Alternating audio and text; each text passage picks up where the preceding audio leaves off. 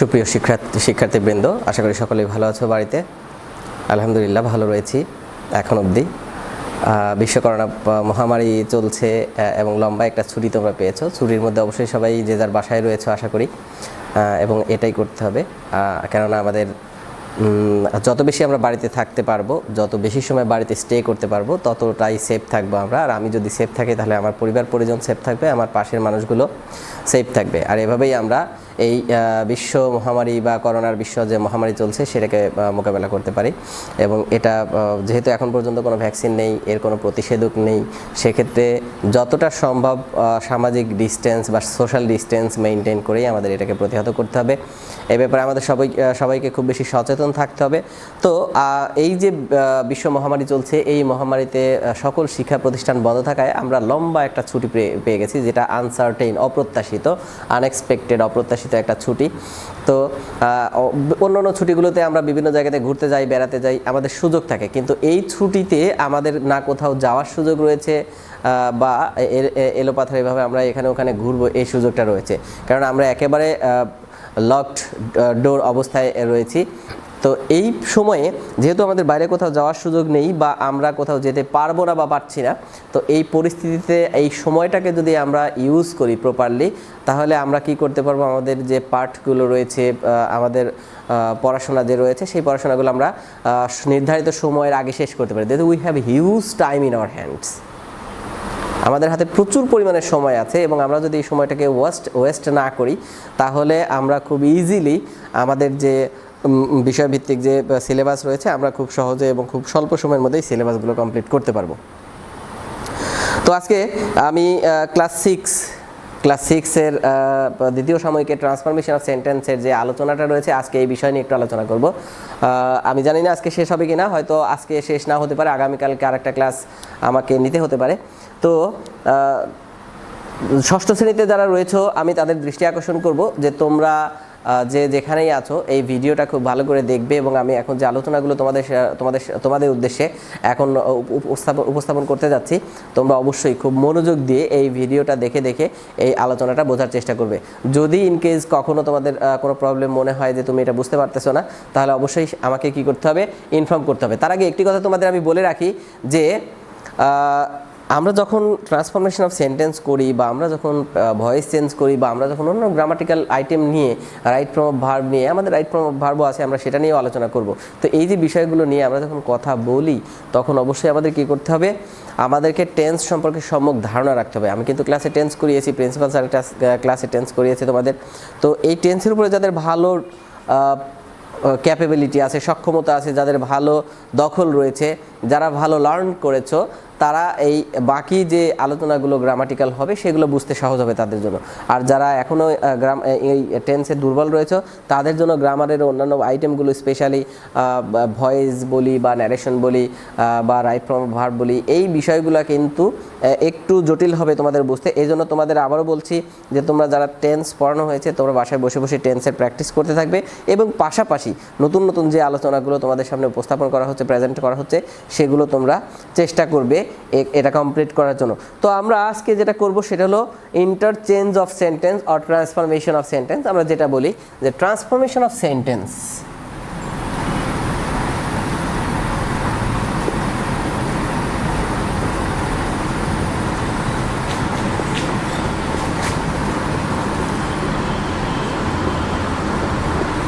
Transformation of sentence আমরা এখানে TS লিখতে পারি।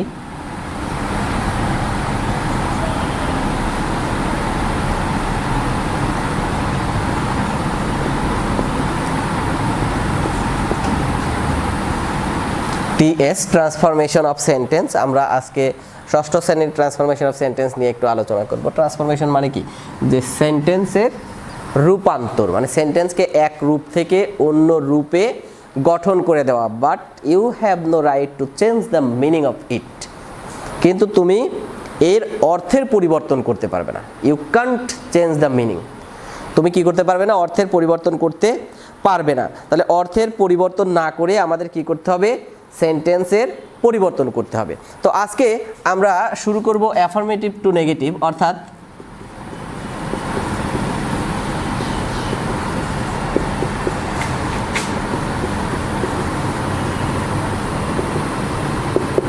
অ্যাফার্মেটিভ সেন্টেন্স থেকে হ্যাঁ বোধক, অ্যাফার্মেটিভ অর্থ কি?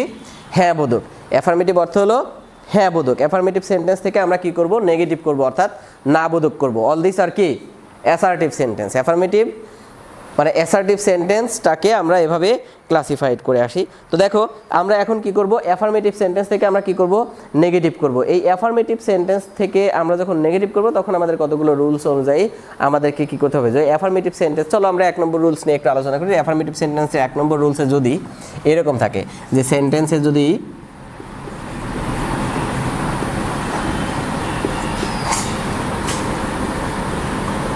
অনলি বা অ্যালোন থাকে তবে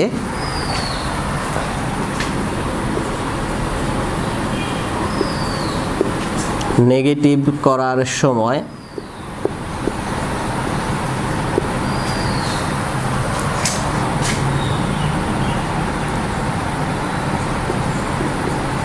অনলি বা অ্যালোন এর পরিবর্তে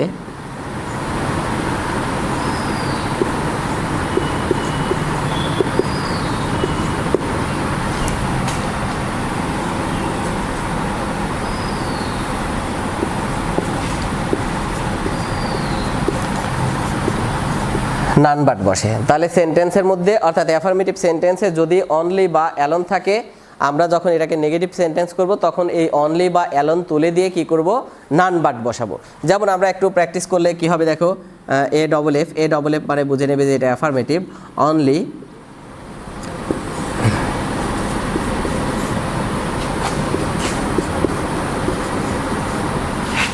Allah can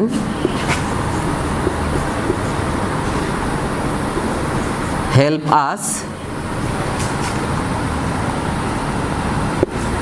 only Allah can help আস, কেবলমাত্র আল্লাহই আমাদেরকে সহায়তা করতে পারে। তো সেন্টেন্সে আমাদের কি আছে? অনলি আছে। যখন আমরা এটাকে কি করব? নেগেটিভ করব। এই নেগেটিভ করার সময় আমরা কি করব? এই অনলিটা তুলে দিয়ে কি করব? None but, NONE, naan but, none but. এরপরে আমাদের কি করতে হবে? আল্লাহ। শুধুমাত্র অনলি বা অ্যালোনের পরিবর্তে আমরা নান বাট বসাই দেব। Only Allah can help us, only Allah can help us. বোঝা গেল ব্যাপারটা? না মানে না, only Allah can help us. এখন এটা আমাদের কি ছিল? কেবল আল্লাহই আমাদের সহায়তা করতে পারে, কেউ না আল্লাহ আমাদের সহায়তা করতে। তাহলে এটা কি হয়ে গেল? নেগেটিভ হয়ে গেল এবং অর্থের কোনো পরিবর্তন হলো না। নান but Allah can help us, none but Allah can help us.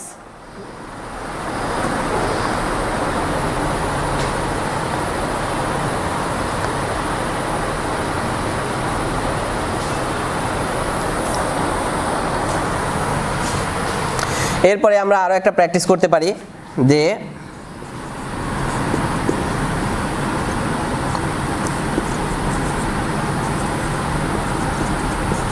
হি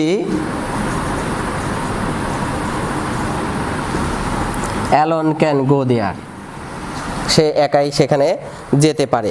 এরপরে দেখো আমরা এটাকে যদি আমরা নেগেটিভ করি,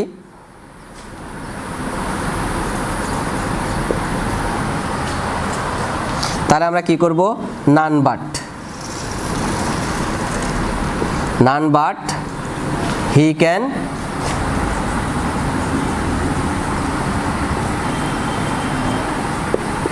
গো there, none but he can go there.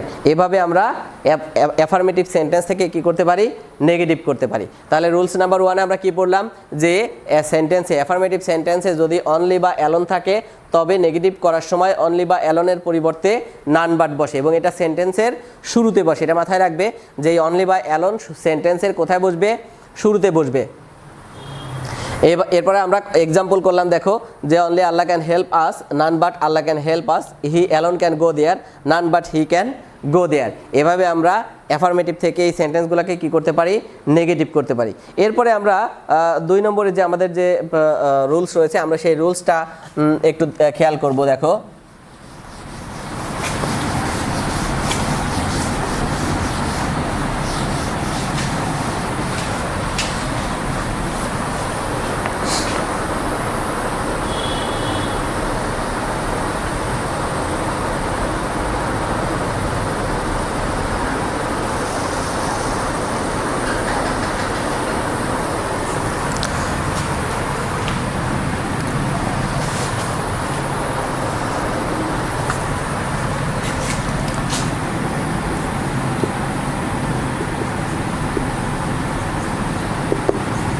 Affirmative সেন্টেন্সে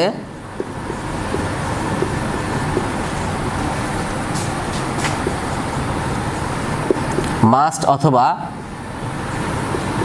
হ্যাভ টু অথবা ক্যান এগুলো যদি থাকে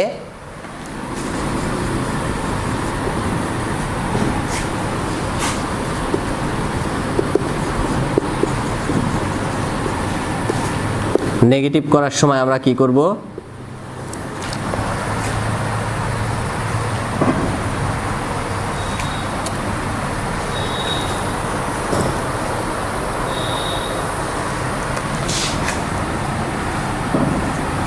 ক্যান নট বাট অথবা ক্যান নট হেল্প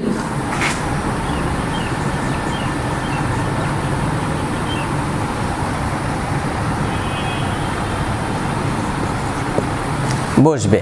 তাহলে অ্যাফার্মেটিভ সেন্টেন্সে মাস্ট অথবা হ্যাভ টু অথবা ক্যান থাকলে নেগেটিভ করার সময় ক্যান নট বাট অথবা ক্যান নট হেল্প বসবে। এই ক্ষেত্রে একটি কথা তোমাকে মনে রাখতে হবে যে যদি তুমি, আমরা এটা ব্র্যাকেট দিয়ে লিখে দেই, যে যদি ক্যান নট হেল্প বসাও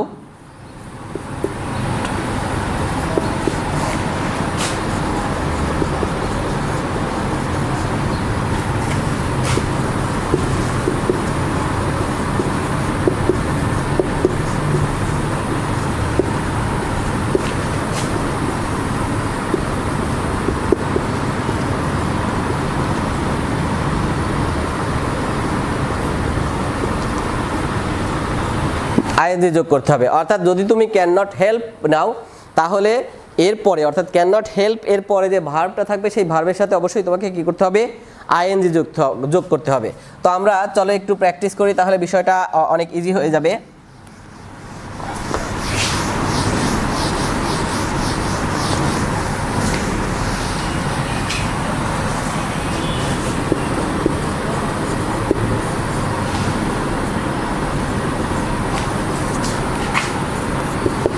I have to do it, I have to do ইট। আমরা বলেছিলাম যে সেন্টেন্সের মধ্যে মাস্ট থাকতে পারে, হ্যাভ টু থাকতে পারে অথবা ক্যান থাকতে পারে। I have to do it, I have to do ইট। তো দেখো আই হ্যাভ টু ডু ইট এই বাক্যটাকে আমরা যদি এখন নেগেটিভ করতে চাই তাহলে দেখো কি করতে হবে, যে I can not but do it, I can not but do ইট। দেখো এই সেন্টেন্সটাকে আমরা এইভাবে করতে পারতাম যে আই ক্যান নট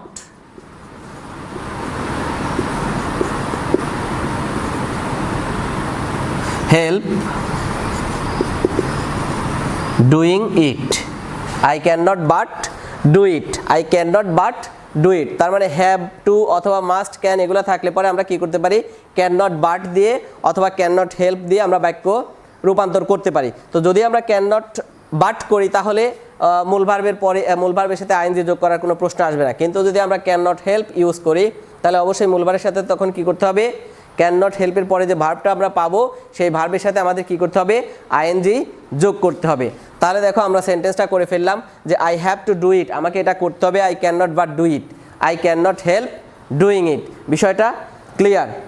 এরপরে আমরা আরও একটা করতে পারি যে দে মাস্ট, হি মাস্ট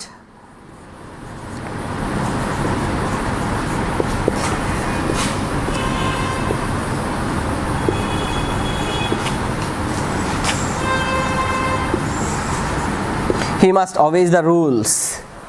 তাহলে দেখো এই বাক্যে he must obey the rules, এই যে বাক্যটা আমরা লিখলাম এখানে মাস্ট আছে, তাহলে আমরা নেগেটিভ করার সময় কি করতে হবে?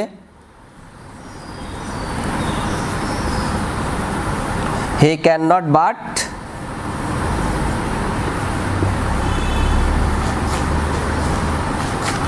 obey the rules। আর যদি আমরা ক্যান নট হেল্প নিতাম সেক্ষেত্রে আমাদের কি করতে হতো? অবশ্যই আইএনজি যোগ করতে হতো। কার সাথে? অবের সাথে। তাহলে হি must obey the rules, he can not but অবে the rules. Clear? এভাবে আমাদের এই রুলসটা আমাদের ফলো করতে হবে যে অ্যাফার্মেটিভ সেন্টেন্সে যদি মাস্ট অথবা হ্যাভ টু বা ক্যান থাকে তাহলে ক্যান নট বাট অথবা ক্যান নট হেল্প বসিয়ে নেগেটিভ করা যায়। ক্যান নট হেল্প বসালে এর পরের ভার্বের সাথে আমাদের কি করতে হবে? আইএনজি যোগ করতে হবে।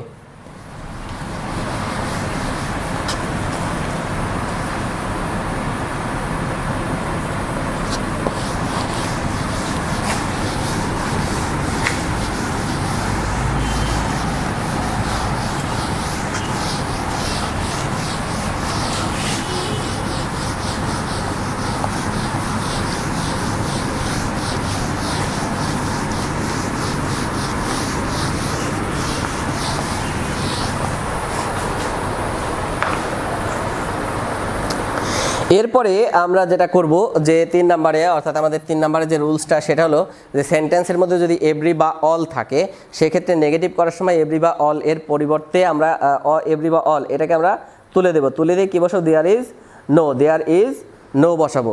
এরপরে এভরি বা অল এর পরের নাউন বসিয়ে তারপরে বাট বসাবো এবং প্রদত্ত সেন্টেন্সের বাকি অংশ লিখবো। তাহলে সেন্টেন্সের যদি এভরি বা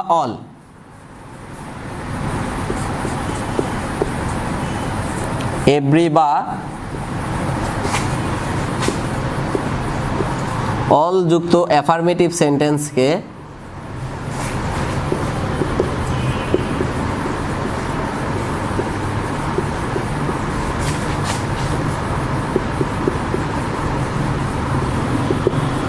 নেগেটিভ করতে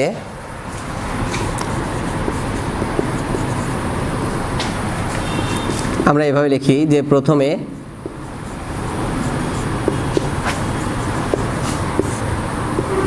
দেয়ার ইজ নো বসে,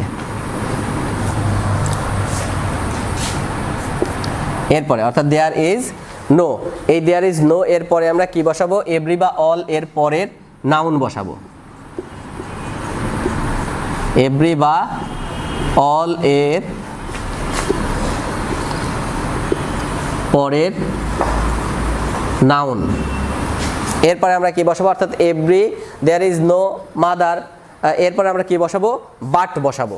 দেয়ার ইজ নো, তারপরে আমরা এভরি বা অল এর পরের যে নাউন থাকবে সেই নাউন নেব, নাউনের পরে একটা কি নিলাম, বাট নিলাম। বাট নেওয়ার পরে আমরা এখন কি করব, যে প্রদত্ত সেন্টেন্স এর বাকি অংশ, বাট নেওয়ার পরে আমরা কি করব, ওই সেন্টেন্সের যে বাকি অংশ থাকবে সেই অংশটা নিয়ে নেব।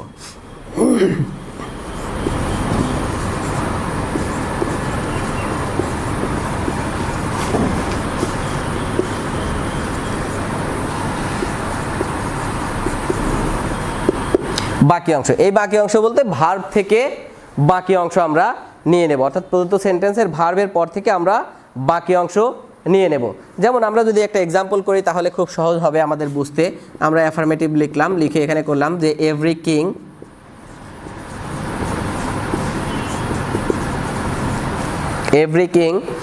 King has a crown.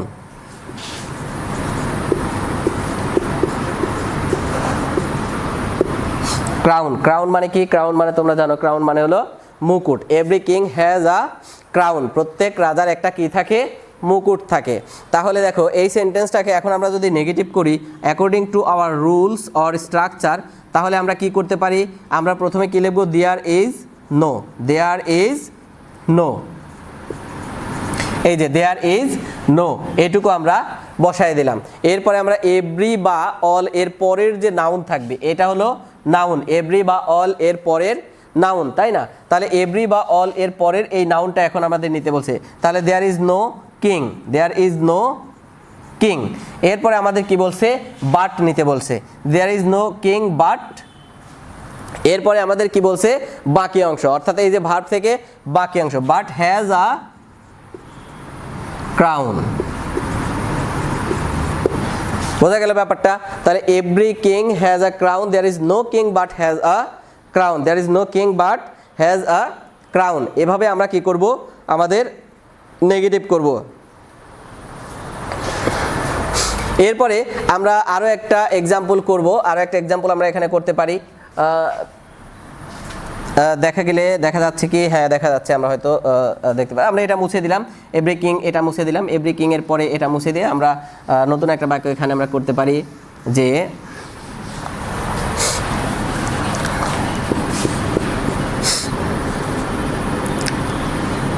EVERY everyone wants to be happy.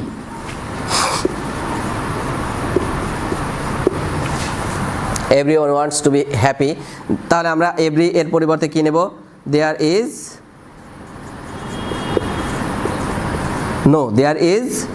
No, এরপরে আমরা ওয়ান নেব, there is no one but wants to be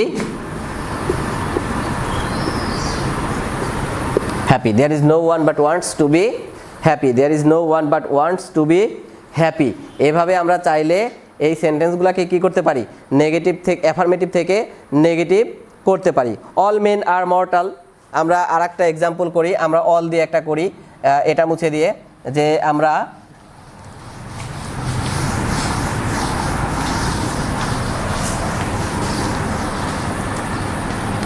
আর একটা করতে পারি যে অল মেন আর মর্টাল, সব মানুষই মরণশীল, অল মেন আর মর্টাল। তাহলে এই বাক্যটাকে যদি আমরা এখন নেগেটিভ করতে চাই, তাহলে অল এর পরিবর্তে দেয়ার ইজ নো বসাবো আগে।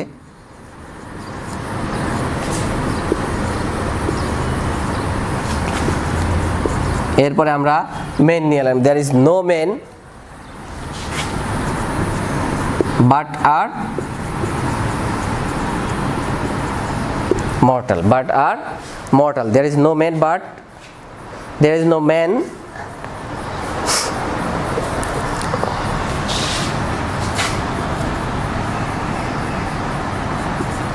but is mortal. There is no man but is mortal. অর্থাৎ there is no এর পরে এটা কি হয়ে যায়, সিঙ্গুলার হয়ে যায়। there is no এর পরে এটা কি হয়ে যায়, সিঙ্গুলার হয়ে যায়। there is no man but is mortal। এভাবে আমাদের কি করতে হবে, এগুলাকে অ্যাফার্মেটিভ থেকে নেগেটিভ করতে হবে।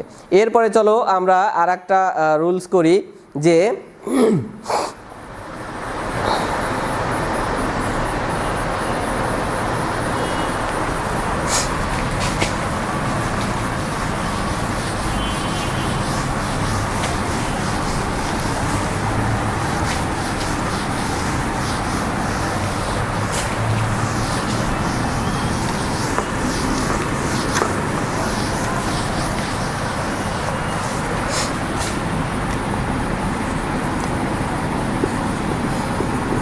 সেন্টেন্স এর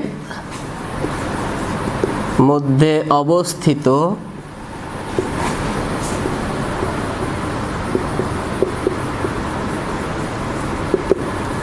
অ্যাফার্মেটিভ ওয়ার্ড এর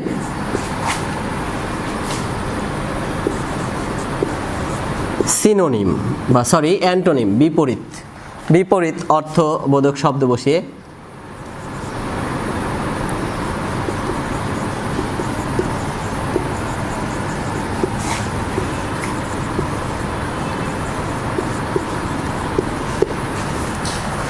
অর্থাৎ সেন্টেন্সের মধ্যে আমাদের যে অ্যাফার্মেটিভ ওয়ার্ড থাকবে, সেই অ্যাফার্মেটিভ ওয়ার্ড এর বিপরীত অর্থবোধক শব্দ বসিয়ে আমরা কি করতে পারি, সেন্টেন্সটাকে আমরা নেগেটিভ করতে পারি। সেই ক্ষেত্রে আমাদের কি করতে হবে, ওই শব্দটার পূর্বে, ওই অ্যাফার্মেটিভ ওয়ার্ডের পূর্বে একটা নট বসাতে হবে, বসিয়ে নেগেটিভ করতে পারি। নেগেটিভ করা যায়। এখানে আমাদের একটা বিষয় আবার বলে রাখি, যেহেতু আমাদের অর্থের পরিবর্তন করা যাবে না, সেই জন্য আমাদের এরকম বিপরীত অর্থবোধক শব্দ বসাতে হবে। এক্ষেত্রে আমাদের মনে রাখতে হবে যে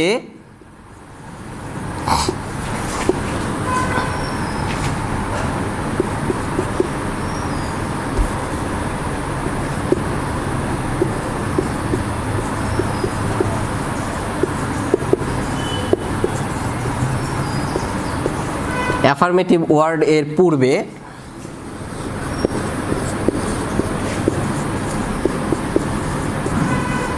নট বসাতে হবে। এটা কিন্তু মাথায় রাখতে হবে যে আমরা কি করতেছি, আমরা যেহেতু অর্থের পরিবর্তন করতে পারবো না, তাহলে অর্থের পরিবর্তন না করে আমরা অ্যাফার্মেটিভ সেন্টেন্সকে যদি নেগেটিভ করতে চাই, সেক্ষেত্রে আমরা অনলি বা অ্যালোন দিয়ে করেছি, এভরি বা অল দিয়ে করেছি, হ্যাভ বা মাস্ট দিয়ে করেছি।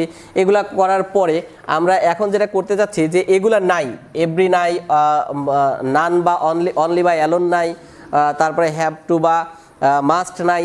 সেই ক্ষেত্রে একটা সিম্পল সেন্টেন্স দেওয়া আছে, এই সেন্টেন্সে আমাদের কি আছে, সেন্টেন্সের মধ্যে একটা অ্যাফার্মেটিভ ওয়ার্ড দেওয়া আছে। এখন নেগেটিভ করতে গেলে এই অ্যাফার্মেটিভ ওয়ার্ড এর বিপরীত অর্থবোধক একটা ওয়ার্ড আমাকে ব্যবহার করতে হবে। তো যদি আমরা বিপরীত অর্থ করি, তাহলে সেন্টেন্সের অর্থ পরিবর্তন হয়ে গেল। এই অর্থের পরিবর্তন যাতে না হয়, এই কারণে আমাদের কি করতে হবে, ওই অ্যাফার্মেটিভ ওয়ার্ডের বিপরীত শব্দ যখন নেব, তার পূর্বে আগে একটা নট নিয়ে নেব। আমরা এক্সারসাইজে গেলে আর এই বিষয়টা আরেকটু সহজ হয়ে যাবে, ক্লিয়ার হয়ে যাবে। যেমন আমরা এভাবে এক্সাম্পল করি,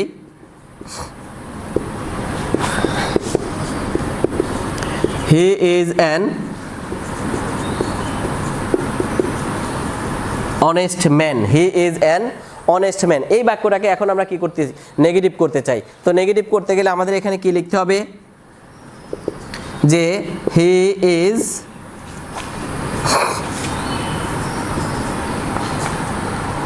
এ, বিপরীত শব্দ যেহেতু নেব ডিসঅনেস্ট, অনেস্ট এর বিপরীত শব্দ হলো ডিসঅনেস্ট। তোমরা তোমাদের বইতে দেখবে, তোমাদের বইতে এই বিপরীত শব্দের একটা পার্ট দেওয়া আছে, একটা অধ্যায় দেওয়া, মানে এই ট্রান্সফরমেশন অফ সেন্টেন্সের চ্যাপ্টারে গেলে দেখবে বিপরীত শব্দের একটা চার্ট দেওয়া আছে। তোমরা অবশ্যই খুব দ্রুত, যত দ্রুত সম্ভব এই বিপরীত শব্দের যে চার্ট, এটা একদম 100% তোমরা মেমোরাইজ করে নেবে।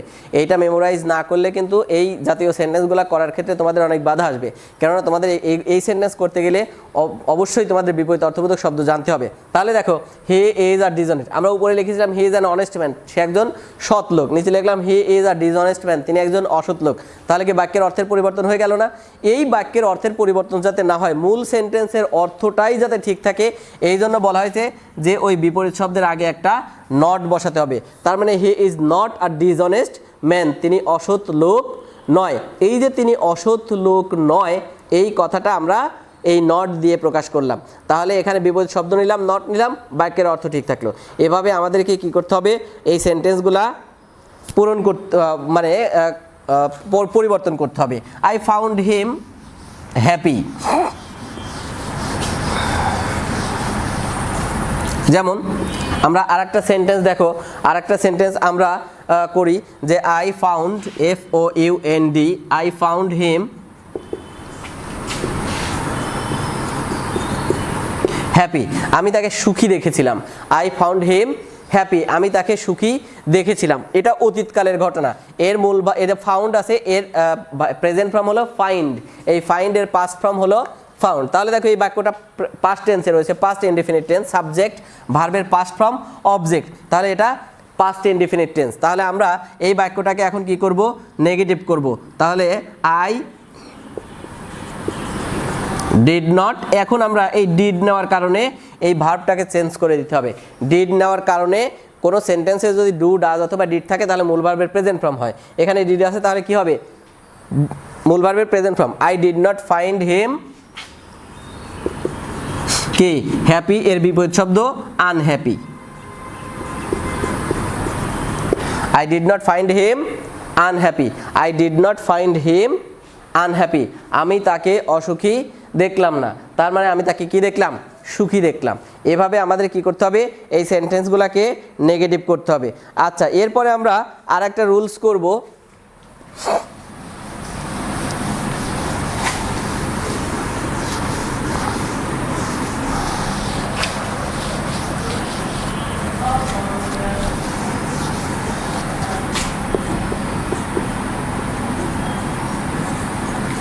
অলওয়েজ, অলওয়েজ যুক্ত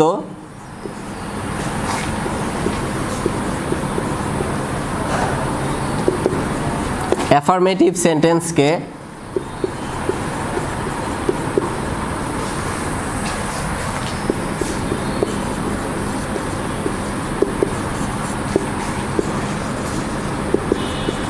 নেগেটিভ করতে অলওয়েজ এর পরিবর্তে